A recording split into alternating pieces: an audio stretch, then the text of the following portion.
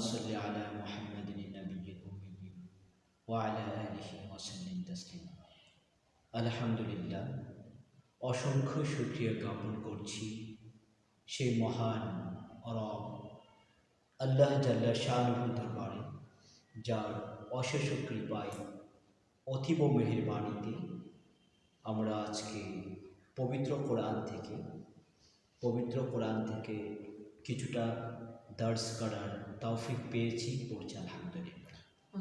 সম্মানিত শ্রোতা মণ্ডলী, পবিত্র কোরআনের যে আয়াতটি আমি আপনাদের সামনে তিলাওয়াত করেছি, রব্বুল আলামিন দুনিয়ার মানুষকে ডেকে বলে, কাইফা তাকফুরুনা বিল্লাহ ওয়া কুনতুম আমওয়াতা ফাআহইয়াকুম।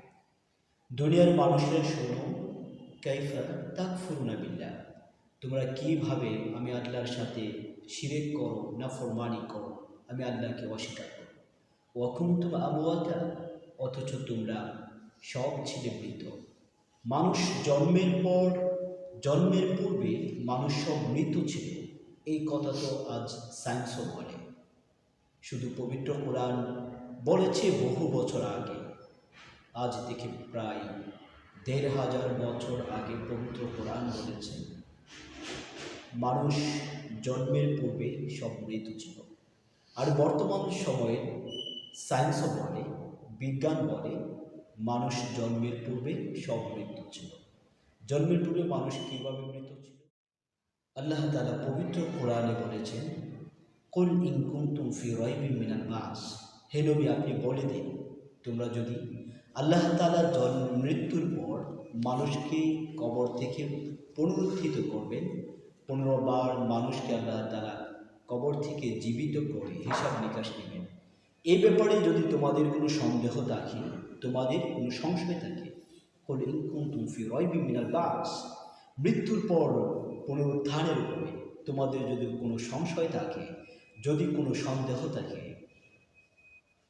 ফাইন্না খালাকনাকুম মিন তুরাব, তাহলে তোমরা জেনে রাখো আমি রব আল্লাহ তাআলা তোমাদেরকে সৃষ্টি করেছি মাটি থেকে, সুম্মা মিন নুতফা, অতঃপর নুতফা থেকে, সুম্মা মিন আলাকা, সেই নুতফাকে আমি আলাকা বানিয়েছি, সুম্মা মিন মুদগা, অতঃপর সেই আলাকাকে আমি একটি বডি স্ট্রাকচার দিয়েছি। সেটা কীভাবে? মানুষকে আল্লাহ তাআলা সৃষ্টি করেছেন মাটি হতে। পবিত্র কোরআনের বিভিন্ন স্থানে আল্লাহ তাআলা বলেছেন মানুষকে মাটি হতে সৃষ্টি করেছেন। খলাকনাকুম মিন তিন, আমি তোমাদেরকে সৃষ্টি করেছি মাটি হতে। যেমন আলামুল আরওয়াহতে, রূহের জগতে, যখন আল্লাহ তাআলা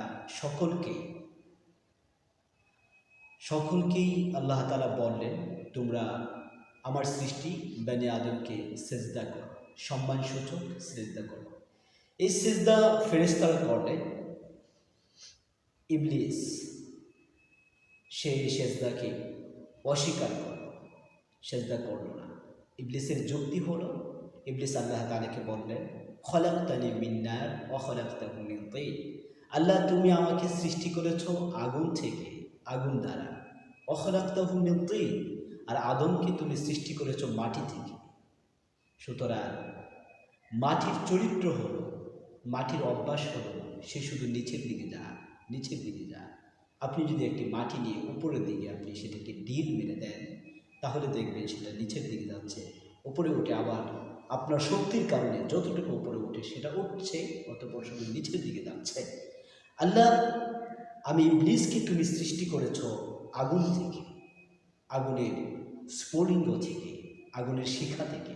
সুতরাং আগুনের চরিত্র হয়েছে উপরের দিকে থাকা। সুতরাং আল্লাহ আমি বানিয়ে আদমকে, মাটির সৃষ্টি আদমকে আমি সেজদা করতে পারবো না। আবা ওয়াস্তাকবার, ইবলিস অস্বীকার করল, ওয়া কানা মিনাল কাফিরিন, সে কাফেরদের, অস্বীকারীদের অন্তর্ভুক্ত হয়ে গেল। তো আল্লাহ তাআলা মানুষকে মাটি থেকে সৃষ্টি করেছে। কেমন মাটি থেকে? মিন সালসালিন মিন তিন, মাটি থেকে, এমন মাটি যেটা হলো পোড়ামাটির মতো, সালসালিন মিন তিন, পোড়ামাটির মতো শক্ত ঠনঠনে মাটি, যেটা আপনি নখ করলে, আঘাত করলে টনটন করে, কিন্তু মাটিটা ইটের মতো পোড়া না, এমন মাটি থেকে আল্লাহ তাআলা আমাদের পিতা, সমস্ত মানুষের পিতা, সকল মানুষ জাতির পিতা আদম আলাইহিস সালাতু ওয়াস সালামকে আল্লাহ তাআলা সৃজন করলেন, সৃষ্টি করলেন। আদম আলাইহিস সালাতু ওয়াস সালামকে আল্লাহ তাআলা সৃষ্টি করে রাখলেন। আদম আলাইহিস সালাম নড়ে চড়ে, নাড়াচাড়া করে, স্থির থাকে না, ছটপট করে। আল্লাহ তাআলা বুঝতে পারলেন আদমের কোনো একটা জিনিস প্রয়োজন। ফেরেশতারা আল্লাহর কাছে ফেরেশতারা অভিযোগ করে, আল্লাহ কি আদম বানাইলা, এত খালি নড়ে, খালি নাড়াচাড়া করে। আল্লাহ বললেন, আরে নাড়াচাড়া করার একটা কারণ আছে, জানো, ওর বাম পাজরের বাঁকা হাড়টা খুলে নিয়ে আসো। সেখান থেকে আল্লাহ তাআলা পবিত্র কোরআনে সূরা নিসায় যেমনটা বলেছেন, ইয়া আইয়ুহান নাসু তাকু রাব্বাকুমুল্লাযী খালাকাকুম মিন নাফসিন ওয়াহিদা ওয়া খালাকা মিনহা যাওজাহা। হে মানুষ, তোমরা ভয় করো সেই প্রভুকে, সে আল্লাহকে তোমরা ভয় করো। খালাকাকুম মিন নাফসিন ওয়াহিদা, যে আল্লাহ তাআলা তোমাদেরকে বানিয়েছেন একটি মাত্র প্রাণ থেকে, তোমাদেরকে সৃষ্টি করেছেন। ওয়া খালাকা মিনহা যাওজাহা, এবং সেখান থেকে আল্লাহ তাআলা তার স্ত্রীকে সৃষ্টি করেছেন। তার স্ত্রী আমাদের আম্মাজান, সমস্ত মানুষের মাতা আম্মাজান হাওয়া আলাইহিস সালাতু ওয়াস সালামকে আল্লাহ তাআলা সৃষ্টি করেছেন আমাদের বাবাজান আদম আলাইহিস সালাতু ওয়াস সালামের বাম পাজরের বাঁকা হাড় থেকে। সুতরাং এরা যেহেতু সৃজনই হলো একটু বাঁকা হাড় থেকে, এদেরকে সোজা করতে না যাওয়া, একেবারে সোজা করতে গেলে এটা ভেঙে যাবে। আর বাঁকা হাড়ের চরিত্র হলো একেবারে ছেড়ে দিলে এটা আরও বাঁকা হয়ে যাবে। এই জন্য বিশ্বনবী মুহাম্মদ সাল্লাল্লাহু আলাইহি ওয়াসাল্লাম বলেছেন, নারী জাতিকে একেবারে টাইট দিও না, তাহলে এটা ভেঙে যাবে। আর একেবারে ছেড়ে দিও না, শাসনের লাঠি তাদের থেকে হটিয়ে নিও না, তাহলে তারা একেবারে নষ্ট হয়ে যাবে। এই জন্য আমাদের উচিত মেয়েদের ব্যাপারে ইতিদাল, অর্থাৎ যেটা সে অ্যাকসেপ্ট করে এমনভাবে তাদেরকে শাসন করে। যাই হোক, বলছিলাম আল্লাহ তাআলা মানুষকে সৃষ্টি করেছেন মাটি থেকে। আল্লাহ তাআলা পবিত্র কোরআনের বিভিন্ন জায়গায় বলেছেন মাটি থেকে মানুষকে কিভাবে সৃষ্টি করেছেন, এর চমৎকার একটা ব্যাখ্যা দিয়েছেন শরহুল ওয়াকায়া মুসান্নিফ রাহিমাহুল্লাহ তাআলা। ওয়াকায়া কিতাবের শরহুল ওয়াকায়া এর মধ্যে মানুষের সৃষ্টি তথ্য নিয়ে এক সুন্দর আলোচনা আছে, যেটা আমরা শরহুল ওয়াকায়া যারা পড়েছি তারা এটা আমরা জানি। এত সুন্দর ব্যাখ্যা, খুব সুন্দর একটি ব্যাখ্যা মুসান্নিফ রাহিমাহুল্লাহ তাআলা কিতাবে উল্লেখ করেছেন। ব্যাখ্যাটি হলো, আল্লাহ তাআলা বলেছেন সমস্ত মানুষকে মাটি থেকে সৃষ্টি করেছেন। এই মাটি থেকে সৃষ্টি করার পদ্ধতি হলো মানুষের প্রাণটা, মানুষের জীবনটা, মানুষের প্রাণবায়ুটা এই পৃথিবীতে ছড়িয়ে ছিটিয়েছিল। কারো প্রাণের একটা অংশ ছিল, কারো জীবনের একটা অংশ ছিল বাংলাদেশের ধানের মধ্যে, কারো জীবনের একটা অংশ ছিল মধ্যপ্রাচ্যে খেজুরের মধ্যে, মধ্যপ্রাচ্যে কিশমিশের মধ্যে, কারো জীবনের একটা অংশ ছিল ইউরোপের আপেল কমলার মধ্যে, কারো জীবনের একটা অংশ ছিল রাশিয়া, ইউক্রেন, কানাডা এর গমের মধ্যে, ভুট্টার মধ্যে, কারো জীবনের একটা অংশ ছিল মিয়ানমার, ভারত, বাংলাদেশ আর চীনের মাছের মধ্যে, কারো জীবনের একটা অংশ ছিল পশু পাখির মধ্যে, কারো জীবনের কিছুটা অংশ ছিল শাকসবজির মধ্যে। মানুষ যখন এই খাবারগুলি ভক্ষণ করে, মানুষ যখন খাবারগুলি খায়, মানুষ এই খাবারগুলি ভক্ষণ করার ফলে মানুষ যখন এই খাবার গ্রহণ করে, তখন খাবারটা তার ভিতরে গিয়ে চোয়ালে একটা হজম হয়, মুখের ভিতরে। আপনি মুখে দেওয়ার আগে প্লেটের মধ্যে খাবারটা যেইভাবে সুন্দর থাকে, খাবারটা যেইভাবে পরিচ্ছন্ন থাকে, আপনি যদি সেই খাবারটাকে গ্রহণ করেন, মুখের মধ্যে নিয়ে যান, তখন দেখবেন সেটা আর আগের মতো নয়, নালা মিশ্রিত হয়ে এটা আরও বেশি আপনার মজে গিয়েছে, এটার মধ্যে একটি দুর্গন্ধ সেটা থেকে বের হয়। এই খাবারটা যখন গলদল হয়ে যায়, তখন সেখানে আরেকটা হজম হয়ে যায়, তখন দেখবেন মুখে থেকে বের করলে খাবারটা যেমন থাকে, গলদল করার কারণে খাবারটা এমন থাকে না, আর একটু বেশি হজম হয়ে যায়। অতঃপর খাবারটা যখন আপনি পেটে নিলেন, আপনার পাকস্থলীতে চলে গেল, এই খাবারটা হজম হয়ে গিয়ে কয়েকটা ভাগে বিভক্ত হয়ে যায়। একটা ভাগ মানুষের প্রস্রাব আর পায়খানায় পরিণত হয়, আরেকটা ভাগ মানুষের রক্ত পরিণত হয়, সেই রক্তটা কয়েকটা ভাগ হয়ে যায়। একটা ভাগ মানুষের ত্বক বৃদ্ধি করে, মানুষের স্বাস্থ্য বৃদ্ধি করে, আরেকটা ভাগ মানুষের অন্ত্রগুলিকে, মানুষের অস্থিগুলিকে, হাড়গুলিকে বৃদ্ধি করে, হাড়গুলিকে স্ট্রং করে। তো এই যে মানুষ খাবার গ্রহণ করে, এই মানুষের অস্থি থেকে এবং মানুষের রক্তের প্রবাহ থেকে, মানুষের ত্বক থেকে, মাংস থেকে একটি জিনিস উৎপন্ন হবে, যেটা পুরুষের পৃষ্ঠদেশে থাকে আর মহিলাদের সাদিউ অর্থাৎ দুই বুকের মধ্যবর্তী যে জায়গাটা আছে সেইখানে থাকে এই অংশটা, যেটাকে পুরুষের অংশটাকে স্পার্ম বলা হয় আর মহিলাদের অংশটাকে ওভান বা ডিম্বাণু বলা হয়।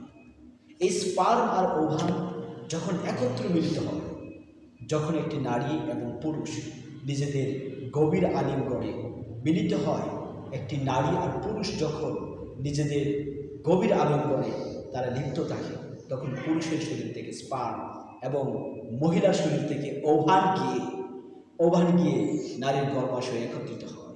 সেখানে 40 কোটি শুক্রাণু প্রতিযোগিতা করে কে কার চেয়ে আগে, সর্বপ্রথম কে কার চেয়ে আগে গিয়ে মায়ের রেহেমে স্থান নেবে। 40 কোটি শুক্রাণুর মধ্যে মাত্র একজন বিজয় লাভ করে। সুতরাং আমরা মানুষ, আমরা দুনিয়াতে এসেছি 40 কোটি শুক্রাণুকে পিছনে ফেলে বিজয়ী হয়ে দুনিয়াতে আমরা বিজয়ী থাকব। আমরা কারো নিকট মাথা নত করতে রাজি নই। মানুষের স্বভাব এটা নয়। মানুষ তার সৃষ্টিকর্তা ব্যতীত, তার স্রষ্টা ব্যতীত অন্য কারো নিকট, অন্য কোনো পথের নিকট, অন্য কোনো মতের কাছে, অন্য কোনো শক্তির কাছে, বিদেশি শক্তির কাছে, প্রভুদের কাছে মাথা নত করবে, এটা কখনো মানুষের বৈশিষ্ট্য হতে পারে না। যে মুসলমান 40 কোটি শুক্রাণুকে পিছনে ফেলে বিজয়ী হয়ে আমরা দুনিয়াতে এসেছি। তো সেখানে যখন যাই, আল্লাহ তাআলা বলেছেন, কুল ইন কুনতুম ফি রাইবিন মিনাল বাস ফাইন্না খলাকনাকুম মিন তুরাব সুম্মা মিন নুতফা সুম্মা মিন আলাকা। আমি তোমাদেরকে মাটি থেকে সৃষ্টি করেছি, শাকসবজি থেকে, খাবার থেকে, ফ্রুটস থেকে এবং মৎস্য থেকে, প্রাণীজীব থেকে তোমাদেরকে নুতফা, মাটি থেকে, সুম্মা মিন নুতফা অতঃপর বীর্য হিসেবে বীর্য বানিয়ে স্পার্ম এবং ওভান থেকে, সুম্মা মিন আলাকা সেটা মাতৃগর্ভে মায়ের রেহেমে যাওয়ার পর 40 দিন পর্যন্ত একটি জমাট রক্ত হিসেবে থাকে, জমাট রক্ত হিসেবে থাকে। আল্লাহ তাআলা বলেন, আলাম নাখলুকুকুম মিন মাইন মাহিন, আমি কি তোমাদেরকে সৃষ্টি করিনি এমন পানি থেকে যে পানিটা উল্লেখযোগ্য কোনো বস্তু না হয়।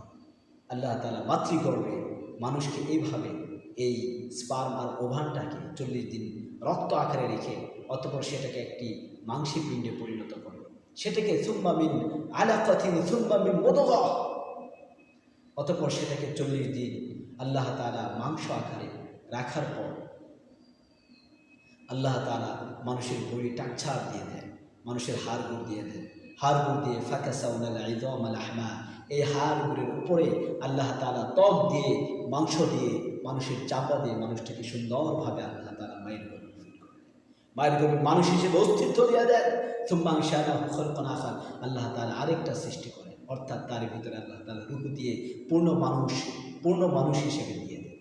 সুতরাং ফুকাহায়ে কেরামগণ বলেছেন, একটি মায়ের গর্ভে সন্তান স্থিতি হওয়ার পর থেকে 6 মাস, অর্থাৎ মায়ের রেহেমে স্পার্ম পৌঁছার পর থেকে নারীর জরায়ুতে, নারীর গর্ভাশয়ে স্পার্ম এবং ওভান পৌঁছে সেটা স্থিতি হওয়ার পর থেকে, অর্থাৎ সেটা সেখানে যদি আপনার বলা হয় যে অ্যাকসেপ্ট করার পর থেকে নিয়ে 6 মাস পর্যন্ত হলো একটি মানুষের মায়ের গর্ভে থাকার সর্বনিম্ন সময়। আর সর্বোচ্চ সময় 2.5 বছর পর্যন্ত হতে পারে, ডাক্তাররা 2.5 বছর পর্যন্ত বলেছেন। সুতরাং 6 মাসের চেয়ে কম যদি কোনো মায়ের গর্ভ থেকে সন্তান চলে আসে, তাহলে বুঝতে হবে এই সন্তানের গর্ভের ভিতরে, এই সন্তানের জন্মের ভিতরে ঝামেলা রয়েছে। আল্লাহ তাআলা সকলকে হেফাজত করুন।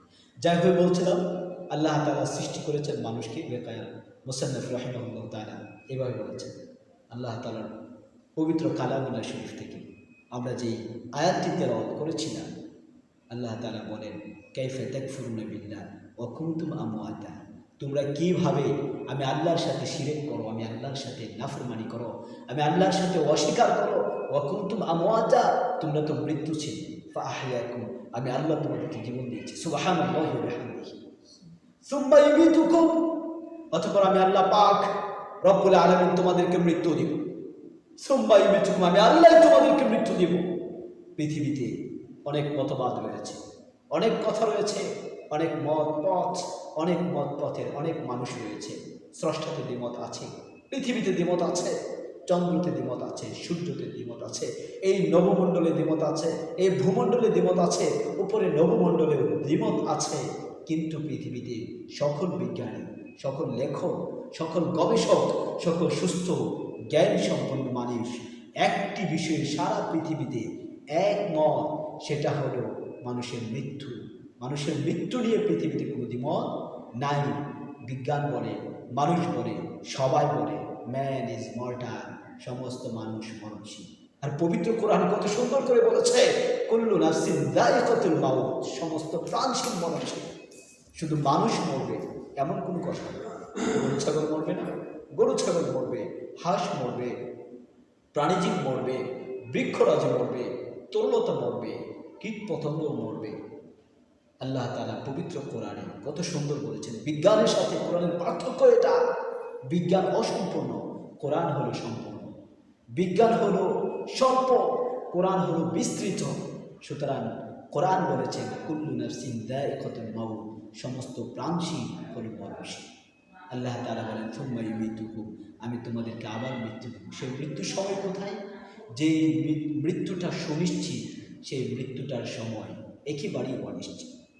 সুম্মা ইউমীতুকুম সুম্মা ইউহয়িকুম, অতঃপর আমি আবার তোমাদেরকে জীবন দেব, আবার তোমাদেরকে পুনরুত্থান ঘটাবো। আমার সামনে তোমাদেরকে দাঁড়াতে হবে, আমার সামনে তোমাদের হিসাব নিকাশ দিতে হবে। সারা জীবনের হিসাব নিকাশ। এই যৌবন তুমি কোথায় ব্যয় করেছ?